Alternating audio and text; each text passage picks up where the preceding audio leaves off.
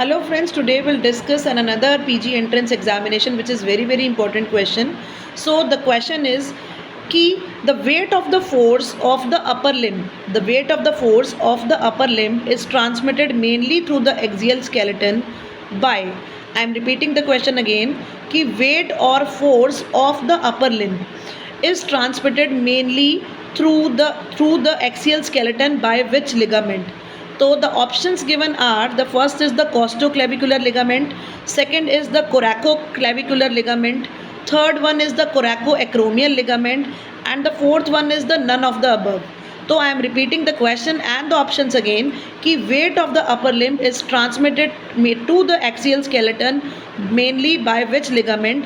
The options given are, the first is the costoclavicular ligament, second is the coracoclavicular ligament, third is the coracoacromial ligament, and fourth is the none of the above. So the answer, the weight of the upper limb is transmitted to the axial skeleton with the help of a ligament, which ligament is called as that is the costoclavicular ligament. The answer of this is the A, which is called as the costoclavicular ligament.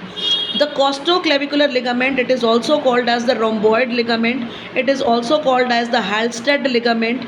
Now it is a short, strong, cone-shaped ligament which stabilizes the sternoclavicular joint. It also acts as a major stabilizer. It also acts as a major stabilizer of the shoulder girdle.